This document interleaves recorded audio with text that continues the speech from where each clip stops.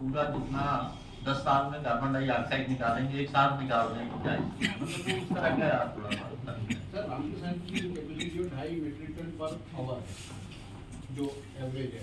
नहीं, 1.5 ton per hour, 1.5 ton per hour. आप केवल 90 केजी चलाएंगे तो मेरे ख्याल से उसमें लगेगा टाइम और उसमें मैक्सिमम टाइम 6 महीने का समय लिया। हाँ, 6 महीने करीब लगेगा। 90 से चलाएंगे तो थोड़ा बढ़ा देंगे, जिसे 180 कर देंगे या 135 कर देंगे तो थोड़ा सा कम हो जाएगा, जैसे 4 महीने 3 महीने हो जाएगा। तो अगर फीड रेट चूंकि यही रहेगा तो कोई दिक्कत नहीं आएगी, कोई नहीं बढ़ेगा। तो फीड रेट बढ़ेगा तभी वो इमिशन बढ़ेगा।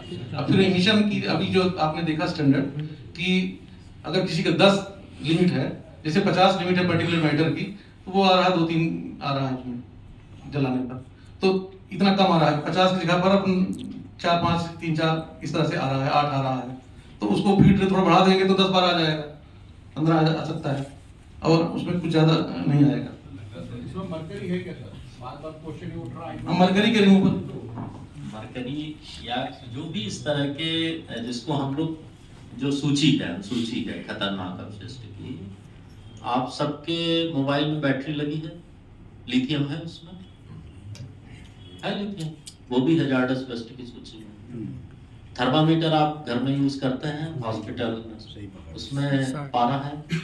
तो इस तरह के आप कहेंगे तो हम लिस्ट जारी कर सकते हैं जो हम रोजमर्रा के जीवन में जिन चीजों का उपयोग करते हैं, रेफ्रिजरेटर है, एयर कंडीशन है, इस तरह के तमाम रोजमर्रा में जो चीजें हम लोग उपयोग कर रहे हैं उसमें भी इस तरह के मटेरियल का उपयोग है, जो जब उसका डिस्पोजल होगा तो वो डिस्पोजल इसी पद्धति से होगा। एक पीछे से ले लेते हैं, पीछे से कोई सर मेरा दिलचस्पी इसमें है, एक बल्कि सवाल ही है ये, इस माननीय उच्च न्यायालय, सर्वोच्च न्यायालय, आपका प्रेजेंटेशन यहाँ जो तैयार किया है वो इन सबको मान लेने में कोई तात्कालिक तौर पर, प्राथमिक तौर पर कोई आशंका नज़र नहीं आती और मान लेते हैं इसको कि सारी चीज़ें सही हैं। उसके बाद भी, और चूँकि सुप्रीम कोर्ट और हाई कोर्ट ने जो माना है उसमें कई 1 दर्जन से अधिक संस्थाओं ने वैज्ञानिक अध्ययन किया था, पड़ताल की थी और अपनी रिपोर्ट जो प्रस्तुत की थी उस आधार पर ही अदालत ने माना था। उसके बावजूद जब जन माहौल बना और इसको लेकर काफ़ी अविश्वास और चिंता पैदा हुई, उसी सिलसिले में इंदौर में भी प्रबुद्धजनों की बैठक भी हुई थी और बाद में एक वक्तव्य सामने आया था इंदौर के कैंसर केयर ट्रस्ट के संस्थापकों में से एक है डॉक्टर एस नैयर। उन्होंने एक चिंता जाहिर की थी और बल्कि दावा किया है उन्होंने कि 25 साल बाद भी इस वेस्ट से जो प्रदूषण फैलेगा वो लोगों में खतरनाक बीमारियां पैदा करेगा। तो अगर इन सारे वैज्ञानिक तथ्यों के प्रकाश में ऐसा कुछ नहीं होने वाला है तो क्या आपको लगता है कि इस तरह के बयान जो है माहौल को और ख़राब करेंगे और इस तरह के बयान रोके जाने चाहिए या कोई कार्रवाई होनी चाहिए, नहीं तो ये सिलसिला आगे भी चलता रहेगा?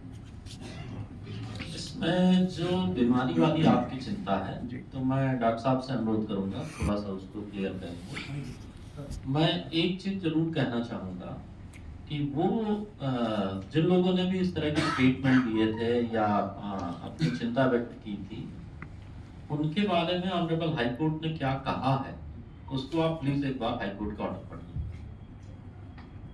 तो पहली बात तो मैं ये कहूँ, वो सारी चीजों को क्लियर कर दिया ऑनरेबल हाई कोर्ट। और अगर एसडीएम पीथमपुर के पास वाला है क्या ऑर्डर अभी जो लास्ट पेश होगा, देखना अगर हो तो आप पढ़ के वो पैरा बता देना जो एप्लीकेशन लगी थी या जो इस तरह के स्टेटमेंट आए हैं उसके बारे में ऑनरेबल हाई कोर्ट ने क्या कहा है वो मैं आपको पढ़ के बता दूंगा। ठीक, दूसरा एक जो सामान्य तरीके की बात हो रही है, आप ये देखिए कि एक जमाना था जबकि केमिकल फर्टिलाइजर का उपयोग नहीं होता, केमिकल जो पेस्टिसाइड है इनका भी उपयोग नहीं होता था, लोग पुरातन तरीके से वो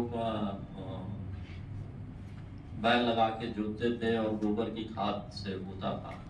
तो अब वो समय निकले तो लंबा समय हो गया और इसके जो माने आप अगर उसको समग्र रूप से देखेंगे तो जो उसके प्रभाव हैं वो तो हैं चिंताजनक, पर वो पर्टिकुलर कोई इसी के लिए नहीं है। वो तो ओवरऑल अगर आप देखेंगे तो वो तो ऑलरेडी उसमें न जाने कितने आपको स्टडीज मिल जाएंगे क्यों हम लोग प्राकृतिक खेती के बारे में, जैविक खेती के बारे में बात कर रहे हैं या उसको प्रमोट कर रहे हैं, तो वो एक बड़ा विषय है। वो पर्टिकुलर इसी से रिलेटेड नहीं है कि ये होगा तो ऐसा हो जाएगा, वो एक बहुत बड़ा विषय है जिस पर मुझे लगता है सोसाइटी को अलग तरीके से देखना चाहिए। ये वाले पे आप कुछ बोलेंगे क्या, कैंसर वाले में?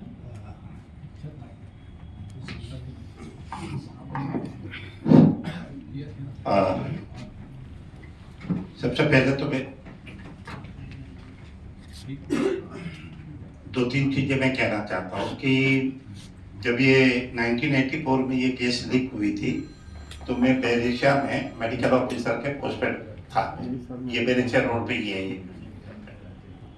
और जैसे कि उस टाइम में ये नहीं पता होगा कि कौन सी लीक हुई, तो बहुत सारे पेशेंट हमारे यहाँ अस्पताल में गए जो बस में बैठ के कोई पैदल ही चले 40 किलोमीटर की दूरी पे। तो हम वहाँ पे ड्यूटी पे थे, 3 डॉक्टर हम लोग थे। जब आए बस में भर भर के आए तो कोई खांस रहा, कोई सांस चल रही, जो भी, तो हमको भी नहीं मालूम था कैसे। तो हम लोगों ने जो भी सपोर्टिव जो ट्रीटमेंट जो देते हैं हमने भी दिया। उसमें से 3-4 की डेथ हुई। तो उस टाइम में जो प्रोटोकॉल के तहत माउथ टू माउथ रेस्पिरेशन देते थे हमने भी दिया 3-4 पेशेंट को। फिर दिन को 11 बजे के करीब वहाँ से एक बुलेटिन जारी हुआ, क्योंकि वहाँ पे कोई था ही नहीं भोपाल में जो बताने के लायक है। तब ये बोला था कि सिविल डॉक्टरों को और इनको रेस्क्यू वालों को कि माउथ टू माउथ ब्रीदिंग नहीं देना। तो हमको लगा ये तो हम कर चुके हैं। एनीवे, उसके बाद में जब 4th को माननीय प्रधानमंत्री जी आए थे तो उस टाइम में तब भी ये नहीं पता चला था कि कौन सी गैस लीक हुई। ये करीब 10-15 दिन के बाद पता चला कि ये MIC है। ये तो एक पार्ट है कि अननोन था। उसके जो सिम्टम्स थे तो 3 तरह के थे कि एक्सपोजर जो आई का हुआ तो आई का केराटाइटिस तो वो हुआ, क्योंकि सांस लिया MIC तो लंग को डैमेज किया और ये इमीडिएट इफेक्ट हुआ। जैसे कोविड का हुआ लंग का डैमेज हो, तो इसे तो जो इमीडिएट इफेक्ट हुआ और उसका ट्रीटमेंट उस मान से जो भी सपोर्टिव दिया। फिर मैं वहाँ से पोस्ट ग्रेजुएशन करने के लिए मैं भोपाल में ही आया, वहीं से किया और ये कमला नेहरू हॉस्पिटल में। तब तक इसके long term effect, short term effect with in 6 month क्या हुआ इस MIC के और दूसरे लॉन्ग टर्म। तो शॉर्ट टर्म में एक आई वाला, लंग वाला और स्किन के लिए जो इमीडिएट जो कोई प्रॉब्लम है उसकी भी स्टडी है। तो Indian council of medical research ने इसको टेक ओवर किया और इसका लॉन्ग टर्म इफेक्ट क्या होगा। मैं सोचता हूँ अभी भी वो चल रही है 3 जनरेशन से, शाकिर अली में, कमला नेहरू हॉस्पिटल में, मास्टर लाल सिंह में, और जो भी रिसर्च सेंटर बनाया वो भारत सरकार के ICMR के द्वारा एविडेंस बेस्ड जो की है। उस टाइम में जो प्रेग्नेंट मदर थी उनके बच्चे हुए, उनके क्या इफेक्ट हुआ, वो बच्चे बड़े हुए उनके लॉन्ग टर्म में हुआ, और उसकी सब चीजें जो इंटरनेशनल जर्नल और सब में प्रदर्शित है। जहां तक कुछ चीजें हुई है, क्योंकि वो गैस थी उसका डायरेक्ट इफेक्ट हुआ, तो लॉन्गिट्यूडनल ये हुआ तो कुछ का स्किन की प्रॉब्लम हुई, कुछ को कैंसर का भी था, जो मतलब एविडेंस बेस है कि ये इसका लॉन्ग टर्म में ये है और वो डोमेन पब्लिक डोमेन पे है। दूसरा में इसका जो पक्ष है कि यहाँ पे हर चीज ओपन है कि आपके पास मिथेन ये आपका पेस्टिसाइड सेविंग, आपका दूसरा वाला जो है आपका नेप्थॉल है, ये पहले से पता है कि ये वाले हैं। तो वो रेडियो एक्टिव वाला मटेरियल तो इसमें है नहीं, तो कैंसर का सवाल ही नहीं होता है, क्योंकि वही एक जो केमिकल है वो रेडियो एक्टिव का क्रोमोसोमल का जो है ना जेनेटिक चेंज कर देते हैं, उस तरह से जेनेटिक बीमारियां होती है और आगे जाके नहीं ये होता। ये मैं मतलब उस तरीके से बोल रहा हूँ।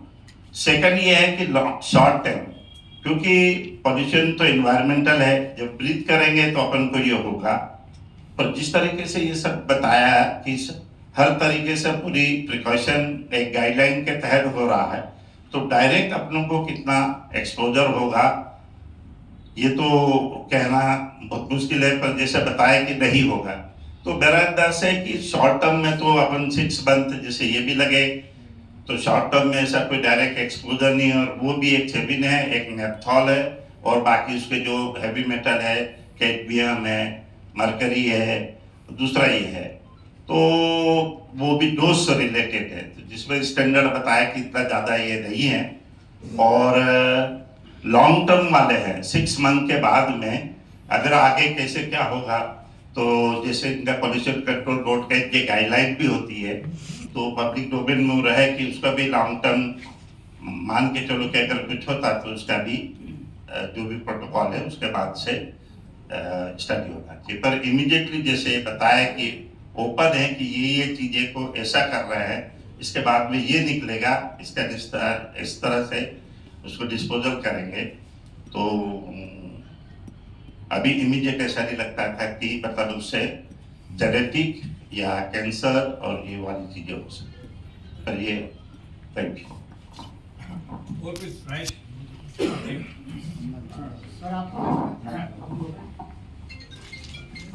सर इसको आपको लगता है नहीं कि सर इसको जो पूरा इशू रहा ये आपका भी सेंटरिंग रहा,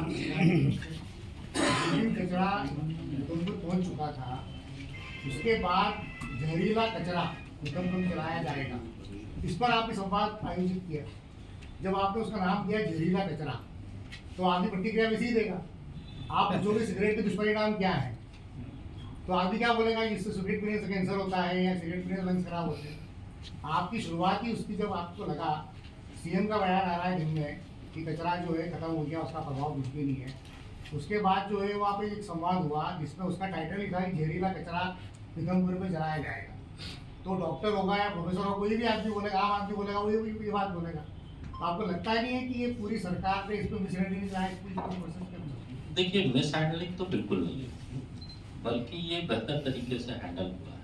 देखिए क्या है, 2 चीजें हैं, एक तो वास्तविकता में वो है क्या, और दूसरा कहा क्या जाना है। मैं आ रहा हूँ उसी पे आ रहा हूँ। जो इंडस्ट्रियल वेस्ट है उसके लिए सरकार ने कानून बनाया, सुप्रीम कोर्ट की गाइडलाइन है कि उसको किस तरह से इंसिनरेट करना है। अब तो जिस तरह से हम लोग नगर निगम का कचरा कर रहे हैं, या जो मेडिकल वेस्ट निकल रहा है, या इंडस्ट्रियल वेस्ट निकल रहा है, उसको जो टर्मिनोलॉजी दी गई है वो कोई सरकार ने नहीं दी है। टर्मिनोलॉजी सिर्फ ये है कि भाई ये इंडस्ट्रियल वेस्ट को इस तरीके से इसका डिस्पोजल किया जाए, या ये जो यूनियन कार्बाइड का जो कचरा है इसका निष्पादन इस तरह से होगा। कहीं भी आप हाईकोर्ट के ऑर्डर देखिए या जो शासन के आदेश हैं उसमें ये शब्द का उपयोग नहीं हुआ। लेकिन अब एक वो जो क्या बोलते हैं, बातचीत की भाषा में या वो इस तरह से प्रचारित हो गया। जहरीला शब्द लिखना थोड़ा वो हो गया ना। अच्छा, वो जहरीला शब्द पैनिक हो गया। ये लिख देते कचरा जलाया जाएगा वहाँ वाला कचरा, वो उसका पैनिक नहीं होता। इंडस्ट्रियल वेस्ट लिखना। हाँ जी जी। आप तंबाकू का क्या दुष्परिणाम है, ये पूछोगे किसी से आप, तो आदमी क्या बोलेगा? वो यही बोलेगा ना कि तंबाकू उससे पब्लिक में रिएक्शन बहुत आ गया ना। प्रकाश जी आपको पीछे से और कोई जिज्ञासा? हाँ राजेश जी पूछो। हाँ मैडम कुछ बोलो। नमस्कार सभी को मेरी तरफ से। मैं यूनिवर्सिटी में प्रोफेसर हूँ, डॉक्टर रुबीना चौधरी। मैं सर के और आपके संवाद में इंटरप्रेट कर रही हूँ। ये टेक्निकली टर्म यूज होती है हैजार्डियस वेस्ट, तो इससे हम बच नहीं सकते। ये कहना कि इसको हमने कचरा क्यों नहीं कहा, इसको हमने इंडस्ट्रियल वेस्ट, क्योंकि ये पूरी कैटेगरी ही हैजार्डियस वेस्ट की कैटेगरी में आता है। जो 1976 ने RCRA एक लॉ एक्ट बना, उसके तहत हमने मैनेजमेंट हैंडलिंग रूल बनाया। थोड़ा सा मैं टेक्निकली आपको जानकारी देना चाह रही हूँ। और उससे रिलेटेड इंदौर में जो है TSDF फैसिलिटी बनाई गई है। पीथमपुर को आप सभी जानते हैं, मैं सर की बात को रिपीट नहीं करूंगी, क्योंकि ये एक इंडस्ट्रियल एरिया, मध्य प्रदेश का सबसे बड़ा इंडस्ट्रियल एरिया है और यहाँ बनना भी जरूरी था। क्योंकि अगर हम दूसरी जगह बनाते तो दूसरी इंडस्ट्रीज को इसमें खर्चा बहुत लगता। तो सबसे ज्यादा हमारी इंडस्ट्रीज इंदौर में थी, पीथमपुर में थी, तो ये TSDF फैसिलिटीज बनी।